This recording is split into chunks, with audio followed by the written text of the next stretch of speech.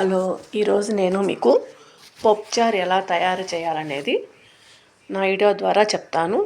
నెల్లూరు వారి పప్పుచారు ఎలా తయారు చేసుకోవాలో చూద్దాము. దీనికి పెసరపప్పు కావాలా. పప్పుచారుకి నేను పెసరపప్పు ఒక గ్లాస్ తీసుకున్నా. ఇది 100 గ్రాముల ఉంటుంది. ఈ పెసరపప్పు కొంచెం లైట్గా దోరగా వేపిన పెసరపప్పు ఇది. మీరు కూడా అలా వేపుకుంటే చాలా బాగుంటుంది. పప్పుకైనా పప్పుచారుకైనా. ఇది కొంచెం 2 సార్లు కడుక్కొని నేను నీళ్ళు పోసి 1 గంట నానపెట్టాను. గంట నానినాక ఇందులోకి కొంచెం ఆయిల్ వేసుకోండి. పప్పు అనేది పొంగకుండా ఉంటుంది. కొంచెం పసుపు వేసుకొని స్టవ్ మీద పెట్టుకోవాలి. కుక్కర్లో అయితే పెట్టొద్దు. నేను నిమ్మకాయ సైజంత చింతపండు, 2 ఉల్లిపాయలు, 7 పచ్చిమిర్చి, చిన్న సైజు 4 టమోటాలు తీసుకున్నాను. చింతపండు నానబెట్టుకోవాలి. ఇప్పుడు పప్పు ఉడికిందో చూద్దాము. పప్పు అయితే ఉడకలేదు. ఇది పప్పు అనేది పెద్ద మంట పెట్టకుండా చిన్న మంట మీద పెట్టండి. కొంచెం లేట్ అయినా ఉడుకుతుంది. 10 నిమిషాలు మూత పెట్టేసేయండి. ఇందాక నేను చెప్పాను కదా, టమోటా, పచ్చిమిర్చి, ఉల్లిపాయలు ఇలా సన్నగా కోసుకోవాలి. కొంచెం ఉల్లిపాయ పక్కన పెడతాను. సగం ఉల్లిపాయ వేస్తాను. ఒక ఉల్లిపాయ ఇందులో, ఒక ఉల్లిపాయ తాలింపులోకి. పప్పు అయితే కొంచెం ఉడికింది. అంటే మరీ మెత్తగా ఉడకకూడదు. సగం ఉడికినాక ఉల్లిపాయ ముక్కలు, టమోటా, పచ్చిమిర్చి వేసి కొంతసేపు కలిపెట్టి ఇది చిన్న మంట మీద ఒక 10 నిమిషాలు ఉడకనియాల. మూత పెట్టేసి 10 నిమిషాల తర్వాత ఉడికిందేమో చూద్దాము. టమోటాలు పైనే తేలాడుతున్నాయి. పప్పు అయితే ఉడకలేదు.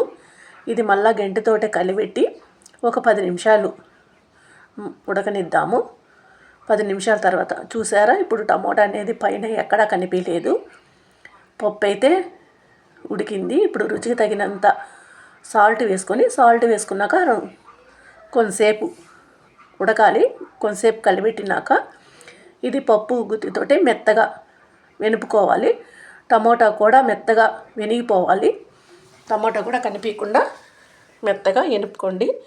ఇందాక మనం చింతపండు నానబెట్టాం కదా, ఆ చింతపండు రసం ఇందులోకి పోసుకొని ఇప్పుడు ఉప్పు కారం తగ్గితే చూసి వేసుకోవచ్చు. ఒకవేళ కారం తగ్గిందనుకోండి 2 పచ్చిమిర్చి వేసుకోండి. కారం అయితే వేయొద్దు. కారం వేస్తే పప్పుచారు టేస్ట్ మారిపోతుంది. నేను 1 గ్లాసు వాటర్ కూడా వేసాను, చిక్కగా ఉందని. ఇలా మరుగుతుంది కదా, ఇది ఇంకా కొంచెం సేపు మరగాలి. ఎందుకంటే చింతపండు వాటర్ వేసాం కదా, అది ఉడికితేనే బాగుంటుంది. లేకపోతే చింతపండు వాసన వస్తుంది. ఇది సిమ్లో పెట్టేద్దాము.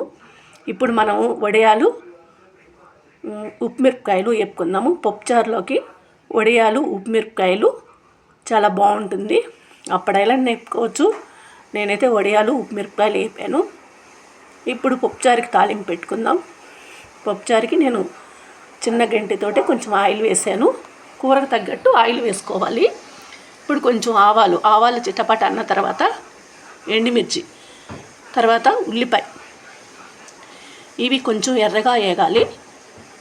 కొంచెం ఎర్రగా వేగిన తర్వాత ఇందులోకి జీలకర్ర వేసుకోవాలి. ముందు జీలకర్ర వేయకూడదు. జీలకర్ర వేస్తే మాడిపోతుంది, అది వేరే టేస్ట్ వస్తుంది. అందుకని కొంచెం ఉల్లిపాయ వేగినాక జీలకర్ర, తర్వాత కరివేపాకు సన్నగా కట్ చేసి వేసుకోండి. కరివేపాకు కాకుండా అప్పుడు మంచి స్మెల్ వస్తుంది. కొంచెం ఇంగవ వేసినాక కూడా కొంచెం వేగాలి. చూడండి పప్పుచారు ఎలా మరుగుతుందో. నేనైతే మీకు చూపెట్టిన విధంగా కారము, ఉప్పు, పులుపు అన్నీ సరిపోయినాయి. నేనైతే ఏమీ వేయలేదు. ఇప్పుడు ఈ తాలింపులోకి గెంటితోటే పప్పుచారు వేసుకోవాలి. ఇప్పుడు ఈ బానట్లోని పప్పుచారు తీసి ఈ పప్పుచారులో పోసి గెంటుతోటే ఒక 2 నిమిషాలు ఉడకనిచ్చాలన్నమాట. అప్పుడు టేస్ట్ అనేది వస్తుంది. పప్పుచారు అయితే రెడీ అయిపోయింది. పప్పుచారు చేసుకోవడం చాలా సింపుల్. పప్పుచారు అంటే పెసరపప్పుతో చేసేదాన్ని పప్పుచారు అంటారు, కందిపప్పుతో చేసేదాన్ని కందిపులుసు అంటారు. అంతేగాని కందిపప్పుతో చేసేదాన్ని కూడా పప్పుచారు అంటారు కాదు. ఈ వీడియోకి ఒక లైక్ కొట్టండి.